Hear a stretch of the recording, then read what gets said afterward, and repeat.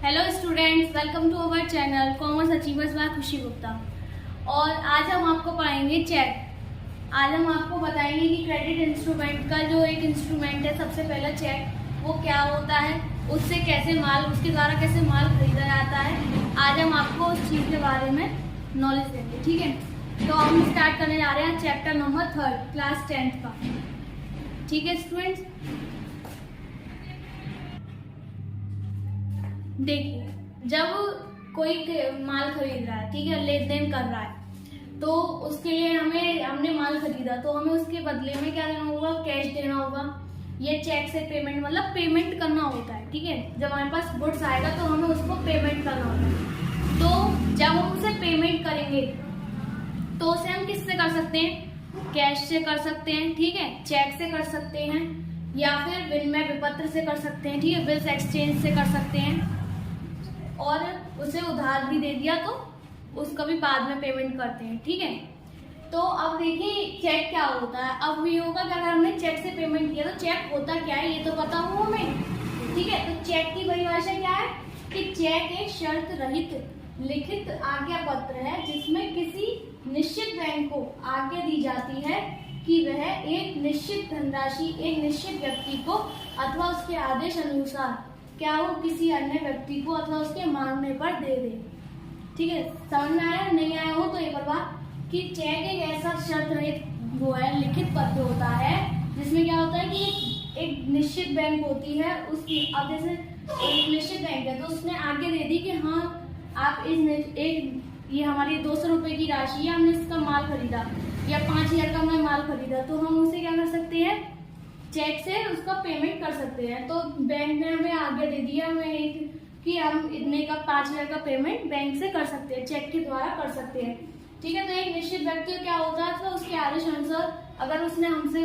पैसा मांगा तो हम उसे क्या देंगे, हम उसे चेक दे सकते हैं। चेक देंगे तो उससे क्या होगा कि हम चेक देंगे तो वो जब मन चाहे उस चेक को लगा सकता है, उस पेमेंट को ले सकता है, ठीक है। तो ये होती है चेक की परिभाषा। अब क्या होता है, चेक दो टाइप्स के होते हैं, एक होते हैं बियरर चेक और एक होते हैं बाहर चेक, ठीक है। बाहर चेक और बियरर चेक जो होते हैं ना, एक तो बियरर चेक होगा और एक होगा ऑर्डर चेक। बियरर चेक को कहते हैं बाहर चेक और ऑर्डर चेक को कहते हैं आदेश अनुसार चेक, ठीक है। ये दो चेक होते हैं। चेक की परिभाषा ये होगी। चेक दो टाइप्स के होते हैं, ये तो हमें पता है, एक बियरर चेक और एक ऑर्डर चेक, ठीक है। अब हम उसके बारे में पढ़ते हैं कि बियरर चेक होता क्या है और ऑर्डर चेक क्या होता है। देखिए चेक दो टाइप्स के होते हैं, ये तो हमने अभी बताया था, क्या है, बियरर चेक और ऑर्डर चेक, ठीक है। बाहर चेक कहते हैं बियरर चेक को और ऑर्डर चेक को कहते हैं आदेश अनुसार चेक या फिर आदेश युक्त चेक, ठीक है। दो टाइप्स के चेक हो गए। अब ये होगा कि बियरर चेक होता क्या है। बियरर चेक वो होते हैं जैसे कि मेरे पास चेक था, ठीक है, किसी के भी नाम का, मैं बैंक में लेकर चली गई, तो उससे क्या होगा, मुझे पेमेंट हो जाएगा, मेरा पेमेंट कर दिया जाएगा। क्यों कर दिया है, उससे ये मतलब नहीं होता बियरर चेक में किसका नाम लिख रहा है, किसका चेक है। बस अगर उस चेक को कोई भी व्यक्ति लेके जाता है तो बस क्या कर लिया जाता है, उस चेक के पीछे, उस चेक के जो बैक साइड होती है उसमें सिग्नेचर करवा लेते हैं बस, ठीक है। उसे क्या कहते हैं, बियरर चेक। ये बैंक वालों का काम होता है क्या, कि सिग्नेचर करवाने का। जो आदमी जो भी व्यक्ति है उनके उस चेक को लेकर आ रहा है तो उस पर उसके बैक साइड में सिग्नेचर करवा देते हैं बस, और फिर उसका पेमेंट कर दिया जाता है, होता है बियरर चेक। अब आता है आपका ऑर्डर चेक। क्या होता है, ऑर्डर चेक वो होते हैं कि अगर उस चेक पर जिस व्यक्ति का नाम लिख रहा होगा वही लेकर जाएगा उसको बैंक में। अगर कोई अदर पर्सन लेके गया तो उस चेक को नहीं माना जाएगा, उसका पेमेंट नहीं करा जाएगा, ठीक है। अगर मेरा नाम लिखा हुआ है उस चेक पे तो मैं ही लेकर जाऊँ, अगर कोई और अदर पर्सन ले गया तो वो चेक बैंक वाले नहीं करेंगे। और बैंक वालों का ये भी काम होता है कि उस चेक के लिए ये भी जांच करी जाए कि वो जो आदमी लेकर गया है, जिसका नाम लिख रहा है, वो वही है या फिर वो किसी और का चेक ले आया, ठीक है। ये भी चेक किया जाता है। ये बैंक की क्या होती है, रेस्पॉन्सिबिलिटी होती है चेक करने की। ये होते हैं आपके बियरर चेक और ऑर्डर चेक। देखिए पार्टीज ऑफ अ चेक कौन होते हैं, ठीक है। पार्टीज जो होती हैं चेक में, एक होती है ड्रॉर, एक होती है पेई और एक होता है ड्रॉइंग, ठीक है। अब कौन है ड्रॉअर? कौन होता है? जिस व्यक्ति का बैंक में खाता होता है और वही चेक लिखता है। ठीक है, अगर मेरा बैंक में खाता है किसी में और उसमें क्या है, मैं चेक लिखती हूँ, तो उसी का जो चेक होगा, ये लेखक उसी जो उस चेक को लिख रहा है या लिखने वाला है, वही क्या कहलाया जाता है? ड्रॉअर। ठीक है। पेई कौन होता है? पेई होता है जिस व्यक्ति को चेक का भुगतान प्राप्त करने का अधिकार होता है। ठीक है, जिस व्यक्ति को क्या हो, चेक का भुगतान प्राप्त करने का अधिकार होता है और उसे पाने वाला कहते हैं। ठीक है, जिस व्यक्ति को क्या हो, चेक का अधिकार, भुगतान प्राप्त करने का अधिकार हो और उसे पाने वाला पेई कहते हैं। ठीक है। अब ड्रॉई क्या होता है? ड्रॉई जिस बैंक में व्यापारी का खाता होता है। अब मेरा किसी बैंक में खाता है या व्यापारी है, कोई व्यापारी है, उसका एक किसी भी बैंक में अकाउंट है। ठीक है। अब क्या है, उस बैंक के छपे हुए जो चेक होते हैं उसका भुगतान उसी बैंक के लिए उसी बैंक में लिया जा सकता है। यह क्या होती है? देनदार बैंक कहलाती है। वो बैंक कौन सी बैंक कहलाती है? देनदार बैंक कहलाती है वो बैंक। ठीक है, उन्हें क्या कहते हैं? ड्रॉई कहते हैं। जिसका कोई व्यापारी है, उसका किसी बैंक में अकाउंट है, ठीक है, और उस बैंक में छपे हुए चेक का भुगतान क्या हो, उसी बैंक से ही लिया जाएगा। किसी बैंक का छपा हुआ चेक है तो उसका पेमेंट उसी बैंक से ही लिया जाएगा, किसी अनदर बैंक से नहीं लिया जाएगा। ठीक है, ये चीजें भी आपको पता होनी चाहिए कि ये होती क्या है। अब देखिए, ये आती है क्रॉसिंग चेक। ठीक है, क्रॉस चेक क्या होती है? What is crossing cheque? अब इसका फॉर्मेट क्या है क्रॉस चेक का? ये है कि ये एक चेक है। ठीक है, ये चेक है, इसके जो अंदर ये सब लिखा हुआ है, ये देखो इसमें क्या लिखा हुआ है? नंबर ये है अपॉन 74, ये नंबर दे रखे हैं और डेट दे रखी है। डेट जो भी होगी फिर यूको बैंक ऐसे होगा। ठीक है, तो इसे देखो ये दे रखी है, इसमें डेट दी होगी और यूको बैंक का होगी। ठीक है, इन फेवर ऑफ, किसके फेवर में है वो लिखा आएगा, फिर इसके बाद रुपीज लिखी जाएंगी यहाँ पर। अब अगर यहाँ पे ऐसे दे रखा हो इस कोने में, ठीक है, ऐसे करके दो लाइन जा रही हो, उसके अंदर कोई लिखा हो कि ये कंपनी है या कोई और कंपनी हो, कैसी भी कंपनी लिख रही हो। ठीक है, और फिर इसके बाद सेम वैसे ही कोड नंबर और यूको बैंक जो चेक होता है इस टाइप में होता है। ठीक है, तो यहाँ पे क्या होगी? डेट होगी और यहाँ पर पे जो हुआ है, जितने रुपए हुए हैं पे, उसको क्या होगा? वर्ड्स में लिखे होंगे यहाँ पे। और इसमें ये भी टिक होगा कि ये बियरर है या फिर ऑर्डर चेक है। ठीक है, द सम ऑफ रुपी, कितने रुपये है उसका सम बताओ यहाँ पे, और फिर उसमें यहाँ पे रुपये होते हैं, जैसे कि 500 रुपये है तो या 500 पड़ गए, या 1000 है तो 1000, या फिर 5000 है तो 5000। ठीक है, और यहाँ पे क्या होते हैं? यहाँ पे किसी के सिग्नेचर, उस पर्सन ने जिसने चेक लिखा है। ठीक है, जिसके अकाउंट से क्या करना है? पेमेंट करना है। तो ये क्या होता है? Cross check. क्रॉस चेक कैसे हमें पता चलेगी? कि अगर चेक में ये हो और कोई भी कंपनी या किसी का भी नाम लिख रहा हो, तो इससे क्या होता है? एक तो सेफ्टी होती है कि हाँ चेक एक सही है। ये सेफ्टी का भी एक क्या होता है? पॉइंट ऑफ व्यू से देखा जा सकता है कि ये सेफ्टी है इससे चेक में। ठीक है, अब क्या होगा? अब क्रॉस चेक तो एक हो गया। अब इसमें क्रॉस चेक में भी दो टाइप्स होती हैं। क्या होती है? पहला होता है क्रॉस चेक में, इसे कहते हैं रेखांकन चेक। ठीक है, रेखांकन भी होता है हिंदी में और इंग्लिश में क्रॉस चेक हो गया। अब क्रॉस चेक में जो दो टाइप्स होती है, एक होती है साधारण चेक, सिंपल जो चेक होते हैं, ठीक है ना, और एक और हो जाएगा आपका विशेष रेखांकन। ठीक है, एक तो हो गया आपका साधारण रेखांकन और एक हो जाएगा विशेष रेखांकन। ये दो चेक होते हैं आपके किसमें? क्रॉस चेक में।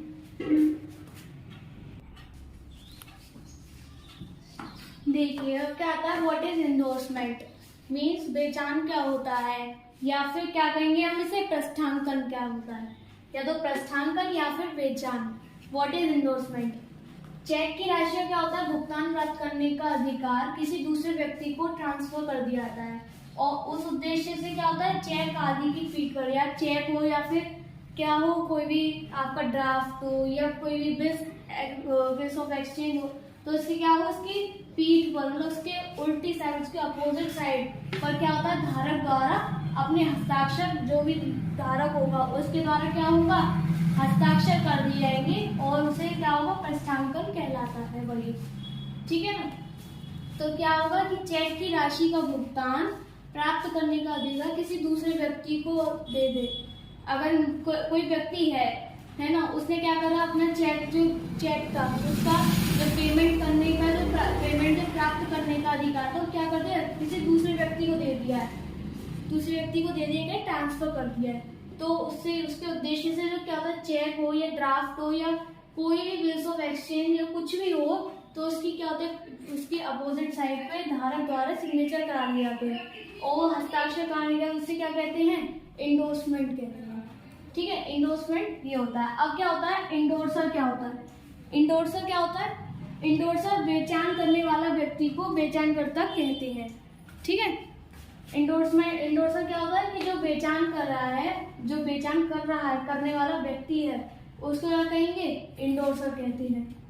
ठीक है, अगर किसी ने बेचान किया, किसी ने इंडोर्समेंट किया है, तो उस व्यक्ति को क्या कहेंगे हम, इंडोर्सर। और इंडोर्सी किसे कहेंगे, इंडोर्सी से कहेंगे जिसके नाम बेचान किया जाता हो, मतलब क्या हो, हमने किसी और किसी एक्स पर्सन के नाम किया है, तो एक्स पर्सन क्या है, इंडोर्सी, और हम इंडोर्सर हैं। ठीक है, ये होगा। और इंडोर्समेंट आपको समझ में आ गया है कि इंडोर्समेंट होगा क्या है, कि ये क्या कैसे करते हैं। ठीक है, अब देखिए हम आपको बताते हैं डिसऑनर ऑफ चेक क्या होता है, मीन्स चेक का अनादरण क्या होता है। चेक का अनादरण का मतलब ये होता है कि कोई भी किसी पर्सन ने चेक लिखा है, ठीक है, उसने क्या करा है, उसे बैंक में जाकर के डिपॉजिट किया है। अब वो चेक जब डिपॉजिट किया तो बैंक ने क्या करा, उस चेक को या तो लौटा दिया है या उसका पेमेंट नहीं कर पाई है बैंक, है ना, और वो चेक क्या हो, आपके पास रिटर्न हो गया हो फिर से। जब रिटर्न हो गया चेक तो उसे क्या कहते हैं, डिसऑनर। जब चेक डिसऑनर कर दिया या फिर उसका पेमेंट नहीं कर रही है बैंक, ठीक है, या फिर उस चेक को क्या हो, रिटर्न कर दिया हो आपको, तो उसे कहेंगे डिसऑनर ऑफ चेक। अब डिसऑनर ऑफ चेक की भी कोई बहुत सारी इसके नियम है कि क्या क्या कैसे कैसे डिसऑनर हो सकता है, कौन सी गलती से हो सकता है। तो डिसऑनर इस हिसाब से पहले तो कि या तो उसमें क्या हो, कोई भी आपका चेक कटा फटा हो, ठीक है, या फिर उसमें कुछ आपने कुछ गलत लिख दिया हो, है ना, आपने कोई अमाउंट लिखी है वर्ड्स में और नंबर में कुछ और अमाउंट लिख दी हो, ठीक है, और बहुत सारी और भी होती हैं चेक डिसऑनर की, जिससे क्या होता है कि बैंक में से लौटा देती है चेक को। ठीक है, अगर बैंक ने चेक लौटा दिया, आपने चेक जमा किया और बैंक ने चेक लौटा दिया, तो उसे क्या कहेंगे, डिसऑनर ऑफ चेक। ठीक है, डिसऑनर ऑफ चेक कहेंगे। और कोई भी तिथि या फिर चेक पे नहीं लिखी गई हो, ठीक है, तिथि ना हो या फिर 6 महीने की पूर्व की तिथि हो, उसमें आपको कोई मिस्टेक हो गई हो या आपकी डेट निकल गई है चेक की, आप जब जमा करें, तो उससे क्या होगा, आपका चेक बैंक लौटा देती है और उसमें ज्यादा उसमें भी चार्जेस कटते हैं बैंक द्वारा। ठीक है, अब देखिए बैंक ड्राफ्ट क्या होता है। बैंक ड्राफ्ट क्या होता है, एक शर्त रहित आज्ञा पत्र होता है जो एक बैंक दूसरे बैंक को ये कह देती है कि आप ये पर्सन है, इसके अकाउंट से आप भुगतान कर सकते हैं और एक निश्चित अमाउंट कर देते हैं कि आप इतने हजार का या इतने लाख का या इतने करोड़ का आप क्या कर सकते हो, इसके पेमेंट कर सकते हो, इससे भुगतान ले सकते हो इसके अकाउंट से। तो उससे क्या होता है, उसे कहेंगे बैंक ड्राफ्ट। अगर किसी के बैंक में एक परमानेंट कर दिया हो कि इसको इतने हजार का ही पेमेंट इसके अकाउंट में से जा सकता है, तो ये बैंक एक दूसरे बैंक को क्या देती है, ये कहती है कि हाँ आप इतने बैंक में से इसके में से पर्सन के में से ले सकते हो पैसे। ठीक है, अब आता है कि बैंक ओवरड्राफ्ट क्या होता है। बैंक ओवरड्राफ्ट ये होता है कि आपके अकाउंट में पैसे पड़े हुए हैं, ठीक है, और बैंक का जो अधिकारी है उसने एक व्यापारी को क्या दे रखा है, एक व्यापारी है, उसके बैंक में पैसे पड़े हुए हैं और एक बैंक के अधिकारी ने दे दिया है, व्यापारी को अधिकार दे दिया है कि वो अगर उसके अकाउंट में जितने रुपए पड़े हैं उससे वो ऊपर भी पैसे निकाल सकता है। ठीक है, तो उसने एक लिमिट दे रखी होती है कि वह जो व्यापारी है वो क्या है, वो इतने रुपए से अधिक पैसे निकाल सकता है। ठीक है, उसे क्या कहते हैं, बैंक ओवरड्राफ्ट कहते हैं। अगर आपके अकाउंट में जितने रुपए पड़े हैं, ठीक है, उससे ज्यादा पैसे जब अकाउंट में से निकाल लिया है तो उसे क्या कहा जाएगा, उसे कहा जाएगा बैंक ओवरड्राफ्ट। ठीक है, उसपे क्या होता है, उस पर ब्याज भी लगती है, उस पर जो बैंक ओवरड्राफ्ट होता है उस पर आपको इंटरेस्ट भी देनी होती है। व्यापारी है, जैसे किसी भी व्यापारी को दे रखा है ओवर लिमिट, तो क्या है उस पर इंटरेस्ट भी लगेगी। ठीक है, तो उस पर जब वो इंटरेस्ट लगेगी तो वो उसे देनी पड़ेगी। ठीक है, ये होता है एक ओवरड्राफ्ट। बैंक ओवरड्राफ्ट क्या होगा कि आपके अकाउंट में कोई अमाउंट पड़ी हुई है, उससे आपने ऊपर पैसा निकाला है, तो उसे बैंक ओवरड्राफ्ट कहते हैं। अब देखिए बैंक चार्जेस क्या होती हैं। अगर आप बैंक है आपकी, तो वो क्या कर रही है, आपको कोई भी आपको चेक जैसे कलेक्शन हो रहा है, ठीक है, चेक का कलेक्शन होता है, तो उसमें क्या होता है, बैंक का काम है उसकी अदला बदली करनी है या उसका पेमेंट करना है, वो सब बैंक का काम है। तो उसके अकॉर्डिंग क्या हो, अगर बैंक कोई चार्जेस लगाए या फिर उसको कोई ट्रांजैक्शन हो रही है बैंक से, उसके अकॉर्डिंग क्या हो, कोई चार्जेस लग रहे हैं, तो वो बैंक चार्जेस कहलाते हैं। बैंक चार्जेस हो या फिर बैंक फीस कह सकते हो आप। ठीक है, ये हो सकती है बैंक चार्ज और बैंक फीस।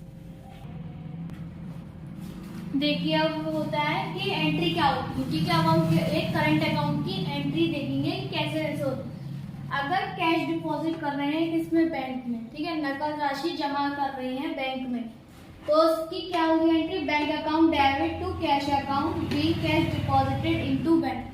ठीक है, उसकी एंट्री क्या होगी, bank account debit to cash account being, और नरेशन में क्या लिख जाएगा, being cash deposited into bank. ठीक है, सेकंड में आ रहा है कि कैश विड्रॉन किया है, कैश विड्रॉ किया है किससे, बैंक से, नकद रुपए निकाले हैं बैंक से। ठीक है, तो इसमें क्या होगी, कैश आ रहा है। अब देखो कैश आने से मतलब नहीं है, क्या हो रही है, असेट है, कैश क्या है, एक असेट। जब असेट बढ़ती है तो क्या करते हैं, असेट जब बढ़ती है तो डेबिट होती है, और असेट में डिक्रीजिंग आ रही है, कम हो रही है असेट, तो क्या होगी, क्रेडिट होगी। अब क्या है, यहाँ कैश बढ़ रहा है, कैश आ रहा है ना, असेट क्या हो रही है, बढ़ रही है, जब बढ़ रही है तो डेबिट होगी। ठीक है, तो cash account debit to bank, क्या है, बैंक भी एक असेट है, पर लेकिन बैंक में से पैसा क्या है, जा रहा है, तो असेट क्या हो रही है, एक तरफ असेट बढ़ रही है तो एक तरफ कम हो रही है। जब असेट एक तरफ कम हो रही है तो जो कम वाली है उसे क्या करते हैं, क्रेडिट करते हैं। जब असेट डिक्रीज हो रही हो, जब असेट इंक्रीज हो रही हो तो उसे डेबिट करेंगे, और असेट जब क्या हो रही हो, डिक्रीज, तो उसे करेंगे हम क्रेडिट। ठीक है, ये क्या है, फॉर्मूला है या फिर एक ट्रिक है, ये समझ लो कि ये ट्रिक टाइप नहीं है। वैसे तो ये आपके बुक्स में आती है, पर ये आप अच्छे से अगर आप इसे ढंग से रिवाइज कर लोगे तो ये आपकी क्या होगी, जनरल एंट्री आपकी आराम से बन जाएगी। ठीक है, और जनरल एंट्री जब करनी हो तो उसके लिए ये है, ऐसे ही लायबिलिटी की, ऐसे ही कैपिटल की, रेवेन्यू की, एक्सपेंसेस की, सबकी होती है। बस असेट और जो एक्सपेंसेस होते हैं उसकी एंट्री क्या होती है, सेम होती है, और इसके अपोजिट जो होती है किसकी होती है, कैपिटल, रेवेन्यू और लायबिलिटी की, ये क्या होती है इसकी अपोजिट होती है। अब देखो इसमें क्या हो, कैश विड्रॉ किया है बैंक से, तो इसकी हो गई cash account debit to bank account, और नरेशन क्या लिखेंगे, be cash withdraw from bank. ठीक है, विड्रू फ्रॉम बैंक। अब क्या हुआ, payment paid by cheque, payment दिया है किसी पर्सन, कोई पर्सन है, हमने उसे पेमेंट किया है, और वो किससे किया है, चेक से किया है, तो उस चेक से पेमेंट करने की क्या एंट्री होगी, हमने किसी से माल खरीदा है, ठीक है, या फिर कुछ भी हुआ है तो हमने उससे पेमेंट करना है। अब हमें जब पेमेंट करना है तो हमारे लिए क्या है, क्रेडिटर है वो, हमने उससे माल खरीदा तो हमें अब उसे पेमेंट करना है, पेमेंट करेंगे तो हमारे लिए क्या है, क्रेडिटर। अब क्रेडिटर होगा तो क्रेडिटर क्या है, लायबिलिटी, और लायबिलिटी जब बढ़ रही होती है, ठीक है, तो क्या होती है, क्रेडिट, और यहाँ पे लायबिलिटी क्या हो रही है, कम हो रही है, तो फिर क्या होगी, डेबिट। क्रेडिटर पर जो क्रेडिटर पर्सन होगा उसका नाम आएगा, और फिर क्या होगा, डेबिट टू बैंक अकाउंट, फिर क्या है, बैंक अकाउंट। बैंक क्यों आया, क्योंकि पैसे क्या हो रहा है, जा रहे हैं, पेमेंट बैंक से हो रहा है, और जब असेट कम हो रही है तो क्रेडिट कर दी जाएगी। इससे क्या होगा, narration being payment paid by cheque. ठीक है, या being payment made by cheque, कुछ भी आप नरेशंस की लिख सकते हैं। देखिए अब नकद बिक्री हुई है, ठीक है, और क्या हुआ है, जो कैश आया है उसे क्या कर दिया है, उसी दिन ही बैंक में जमा कर दिया, ठीक है। तो उसकी एंट्री क्या बन रही है, bank account debit to sales account. क्यों बन रही है ये, हम तो ये कहेंगे कि जब डिपॉजिट कराए तो फिर bank account debit to cash account करना चाहिए, ठीक है, पर ये क्यों नहीं हो रही है, और सेल्स की cash account debit to sales account होनी चाहिए, 2 एंट्री बननी चाहिए, पर यहाँ तो एक ही बन गई है।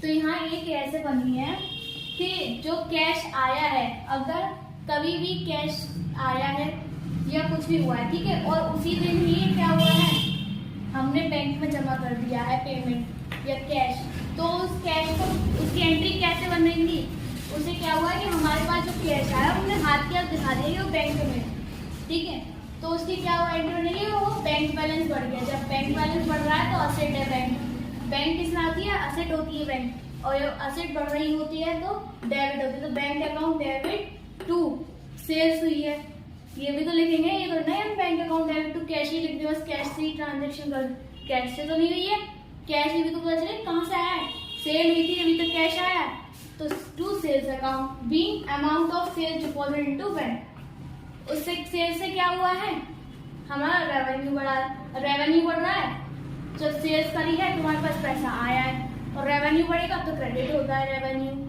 ठीक है, और सेल क्या है, एक रेवेन्यू है, तो सेल बढ़ रही है, रेवेन्यू बढ़ रहा है, तो रेवेन्यू के इंक्रीजिंग में क्या होता है, क्रेडिट होता है, ठीक है। अब क्या होता है, चेक रिसीव हुआ है किससे, डेटर से, चेक रिसीव हुआ है डेटर से, तो जब चेक डेटर से रिसीव हुआ तो उसकी क्या एंट्री बनेगी, cash account debit to debtor person. क्या होगा कि जो डेटर है, जो भी डेटर पर्सन है उसका नाम लिखा जाएगा, ठीक है, उसका अकाउंट या फिर उसका नाम लिखा जाएगा, तो कैश अकाउंट डेबिट टू, उससे क्या हुआ, चेक रिसीव हुआ। अब यहाँ पे कोई पूछा कि भाई चेक रिसीव हुआ है तो हमने कैश कैसे कर दिया है, क्योंकि इसकी एंट्री हम ऐसे ही करते हैं, cash account debit to debtor person. क्यों, क्योंकि चेक रिसीव्ड हुआ है, अभी हमने उसे बैंक में थोड़ी ना भेजा, अभी वो हमारे हाथ में है, अभी इसमें ये नहीं कहा कि बैंक में वो डिपॉजिट कर दिया है, नहीं है ना, तो इसके लिए क्या होगी, cash account debit to debtor person. ये वाली एंट्री, ये जो एंट्री में ये बताने वाली हूँ ना, ये आपके लिए आगे तक के लिए काम करेंगे, तो आप इसे अच्छे से समझिएगा, ठीक है।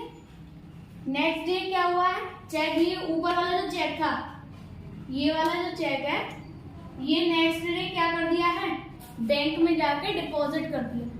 अब जब बैंक में डिपॉजिट किया तो ये उसी दिन थोड़ी ना किया जो हम इसकी तरह एंट्री बनाए थे, ये तो अगले दिन किया है। जब अगले दिन हम किसी चेक को डिपॉजिट करेंगे किसमें, बैंक में, तो उसकी एंट्री क्या बनेगी, bank account debit to cash account, ठीक है, bank account debit to cash account, और be cheque send into bank, cheque क्या कर दिया है, बैंक में सेंड कर दिया है, ठीक है। अभी ये इसकी क्यों बन रही है कि जब हमने ये देखा था, हमारे पास क्या आया था, कैश आया था, ये आया है कैश, अब हमने इस कैश को डिपॉजिट किया है बैंक में, ठीक है, इस कैश को बैंक में डिपॉजिट किया है, तो क्या गया हमारे पास से, क्या कम हुआ है, कैश कम हुआ है। जब असेट एक कम हो रही है और एक बढ़ रही है, कौन सी बढ़ रही है, बैंक बढ़ रही है, जब बैंक वाली एसेट जो है वो बढ़ रही है, और जब उसकी इंक्रीजमेंट हो रही है तो उसे डेबिट कर दो, और जो भी एसेट क्या हो रही है, डिक्रीज हो रही है, उसे हम क्रेडिट कर देंगे, ठीक है। और being cheque send into bank, क्या कर देंगे, उसका नेचुरल लिख देंगे कि चेक कहाँ सेंड किया, बैंक में सेंड कर दिया, ठीक है। अब इसकी और भी एंट्री है, वो भी देखिए, देखो अब क्या है, अब एक एंट्री है, उसके बाद वाली एंट्री क्या होगी कि चेक रिसीव्ड हुआ है from debtor and sent into bank, ठीक है, चेक रिसीव्ड हुआ है किससे, डेटर से, और सेंड कहाँ कर दिया है, बैंक में, तो इसकी क्या एंट्री बननी है, bank account debit to debtor person. क्यों, क्योंकि चेक रिसीव्ड हुआ है, ठीक है, और उसी दिन ही बैंक में जब जमा कर दिया है तो उसकी एंट्री क्या होगी, bank account debit to debtor person, जो भी डेटर पर्सन होगा उसका नाम, ठीक है, और फिर being cheque received and send into bank. अब क्या, cheque receive from debtor and endorse to creditor, अगर क्या हुआ है, चेक रिसीव हुआ है किसी डेटर से और इंडोर्स किसको कर दिया है, वो किसी क्रेडिटर को। ठीक है, तो उसको क्या एंट्री बनेगी, क्रेडिट पर्सन, जो क्रेडिटर पर्सन है उसका नाम डेबिट होगा। ठीक है, और टू डेटर पर्सन, जो भी डेटर होगा उस पर्सन का नाम क्रेडिट होगा। Be cheque received and endorse, cheque क्या हुआ, रिसीव हुआ और इंडोर्स कर।